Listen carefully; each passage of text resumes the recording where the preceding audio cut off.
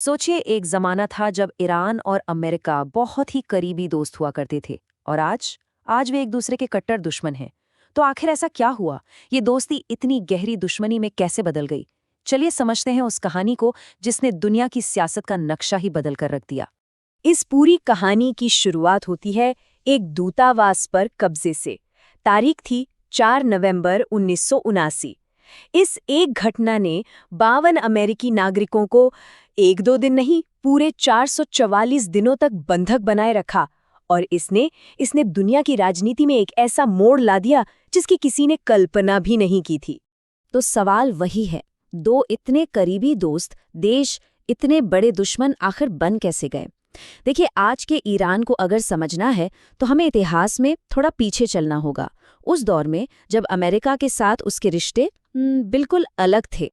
तो ये कहानी दुश्मनी से शुरू नहीं होती, बल्कि इसकी शुरुआत होती है एक गहरी दोस्ती से, एक ऐसी साझेदारी से जिसकी बुनियाद में था तेल।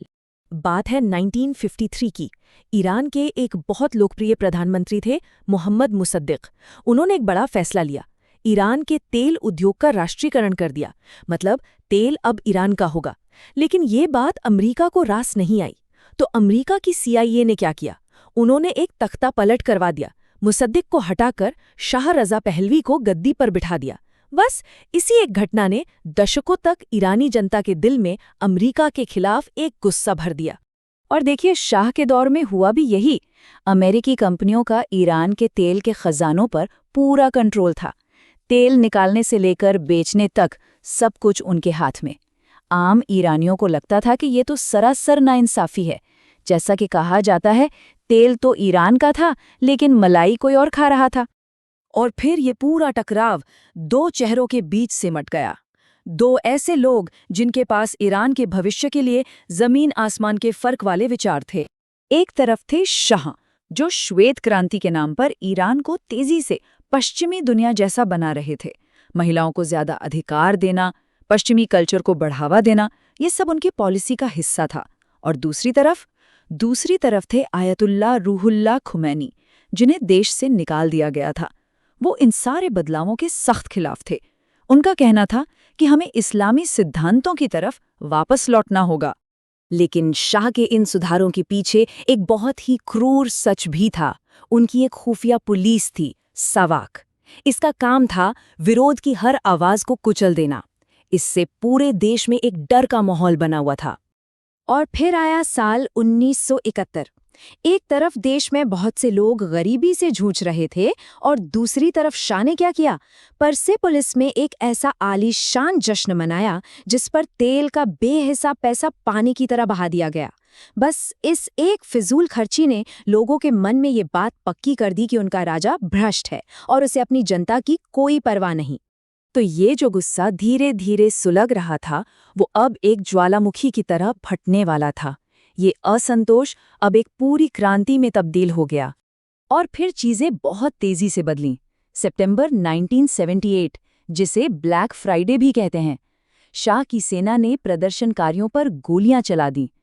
इस नरसंहार ने आग में घी का काम किया। इसके कुछ ही महीने बाद जनवरी 1979 में शाह को देश छोड़कर भागना पड़ा। और फिर अगले ही महीने फरवरी में आयतुल्ला खुमैनी की 15 साल के बनवास के बाद वतन में एक जबरदस्त, एक ऐतिहासिक वापसी हुई। लेकिन वो एक आखिरी बात जिसने गुस्से को बिल्कुल चरम पर पहुंचा दिया, वो थी अमेरिका का एक फैसला। अमेरिका ने देश छोड़कर भागे शाह को कैंसर के इलाज के लिए अपने यहाँ आने की इजाज़त दे दी। ईरानियों को लगा कि ये तो 1953 जैसा ही एक और तख्तापलट करने की साजिश है। बस इसी डर और गुस्से में उन्होंने तेहरान में अमेरिकी दूतावास पर धावा बोल दिया। अब जब बातचीत के सारे रास्ते बंद हो गए तो अमेरिका ने एक बहुत ही जोखिम भरा कदम उठाया। उन्होंने बंधकों को छुड़ाने के लिए एक सीक्रेट मिलिट्री ऑपरेशन लॉन्च किया। इस मिशन को नाम दिया गया ऑपरेशन ईगल क्लॉ। और प्लान बड़ा जबरदस्त था। आइडिया ये था कि कमांडोज को गुपचुप तरीके से रेगिस्तान में उतारा जाएगा। वहां से वो ट्रकों में बैठकर तेहरान पहुंचेंगे, दूतावास पर धावा बोलेंगे, बंधकों को छुड़ाएंगे और फिर हेलीकॉप्टर से उन्हें निकालकर ईरान से बाहर ले जाया जाएगा। सुनने में तो काफी फिल्मी लगता है ना? लेकिन मिशन की शुरुआत से ही गड़बड़ होने लगी। एक अचानक आए रेतीले तूफान और कुछ हेलीकॉप्टर्स में तकनीकी खराबी की वजह से पूरा का पूरा हेलीकॉप्टर बेड़ा लगभग बेकार हो गया। और जब मिशन को बीच में ही रोकने का फैसला हुआ तो हालात और भी बिगड़ गए। वापसी की उस अफरा-तफरी में एक हेलीकॉप्टर सीधे एक ट्रांसपोर्ट प्लेन से जा टकराया। एक जबरदस्त धमाका हुआ और इस हादसे में कई अमेरिकी सैनिकों की जान चली गई। ये एक पूरी तरह से विनाशकारी पल था। तो नतीजा क्या निकला? ऑपरेशन ईगल क्लॉ एक पूरी तरह से नाकामयाब मिशन साबित हुआ। एक भी बंधक नहीं बचाया जा सका। 8 अमेरिकी सैनिकों की मौत हो गई और कई कीमती विमान तबाह हो गए। इस पूरी उथल-पुथल के बाद ईरान का एक नया ही रूप सामने आया। एक नई राजनीतिक और मिलिट्री व्यवस्था के साथ देश को एक तरह से दोबारा बनाया गया। इस नए ईरान की बुनियाद रखी गई एक सिद्धांत पर, जिसे कहते हैं विलायत-ए-फ़क़ीह। अब इसका मतलब क्या है? इसका सीधा सा मतलब है न्याय विद का संरक्षण। इस सिस्टम के तहत देश का सबसे बड़ा अधिकार, मतलब राजनीतिक और धार्मिक, दोनों ही अधिकार एक सुप्रीम लीडर के हाथों में सौंप दिए गए। तो ये एक बड़ा ही अनोखा पॉलिटिकल स्ट्रक्चर बनाया गया। इसमें देखिए, चुनाव जैसे लोकतांत्रिक तरीके तो हैं, लेकिन सुप्रीम लीडर के नीचे, और इन चुनावों पर भी गार्जियन काउंसिल जैसी धार्मिक संस्थाओं की नजर रहती है। मतलब वही तय करते हैं कि कौन चुनाव लड़ सकता है और कौन नहीं। और हाँ, क्रांति के आदर्शों को बचाने के लिए एक नई और बहुत ही ताकतवर मिलिट्री फोर्स भी बनाई गई, इस्लामिक रेवोल्यूशनरी गार्ड कॉर्प्स यानी IRGC। और वो बंधक, खैर, पूरे 444 दिनों के बाद आखिर में उन्हें रिहा कर दिया गया। लेकिन टाइमिंग देखिए, उन्हें ठीक उसी दिन छोड़ा गया जिस दिन रोनाल्ड रीगन अमेरिका के नए राष्ट्रपति के तौर पर शपथ ले रहे थे। ये एक तरह से जाते जाते राष्ट्रपति जिमी कार्टर के लिए एक आखिरी राजनीतिक चोट थी।